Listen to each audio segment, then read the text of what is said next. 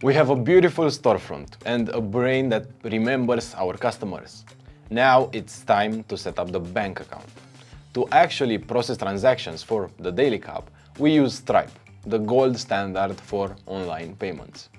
In this video, we are going to perform the technical connection. Before you start, there is one rule. Stripe requires a connected database. Because payments involve sensitive customer data and order history, Biela needs that Supabase brain active before it can open the payment gates. Once your database is connected, click the Connect Stripe button. This opens the Stripe config modal. You'll see we have two environments. We are going to start in the Test Sandbox tab. This allows us to test our checkout experience without using real money. To make this work, we need two pieces of information from Stripe: your publishable key and your secret key. Let's go get them. Head over to stripe.com and sign up.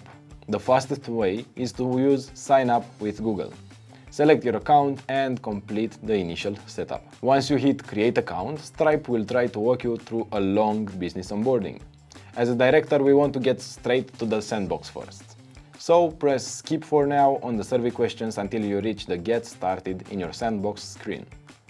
And now welcome to your Stripe dashboard. This is where your business revenue lives.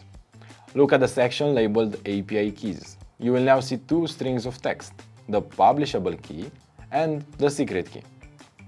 Copy this one by one and paste them into the corresponding fields in your Biela model. Now, when you hit save while in the test tab, Biela will give you a final confirmation. You are saving in test mode, real payments will not work. Confirm that and you are done. You are now officially connected to the Stripe testing environment. When you're ready to take the Daily Cup from a project to a real business, the process is just as simple. Go back to your Stripe dashboard and look for the Switch to Live Account button at the top. You'll need to complete your official business details and onboarding. Once finished, Stripe will give you a new set of live keys. Now, just come back to Biela, click the Stripe Connected button to open the config, switch to the Production/Live tab, and swap in your new keys. Save those and you're ready for real revenue.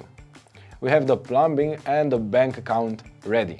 Now it's time for the moment every business owner loves: making the first sale. We have the menu for our physical location, but we also offer entire bags of espresso beans. We want to make them shoppable.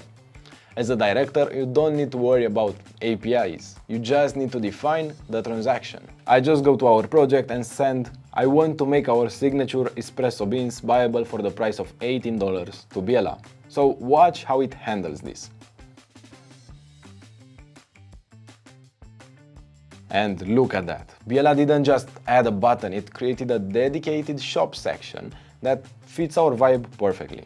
The Buy Now button is ready to open our checkout area. But wait, we aren't done yet. We need to make sure that the body of our app can talk to the bank at Stripe. We need to set up a webhook. Think of this as a dedicated notification line.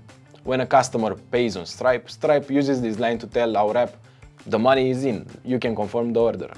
Let's ask Biela for some help. We just go into the chat and ask exactly, guide me into setting up the webhook. Biela is giving us the exact instructions and the URL we need.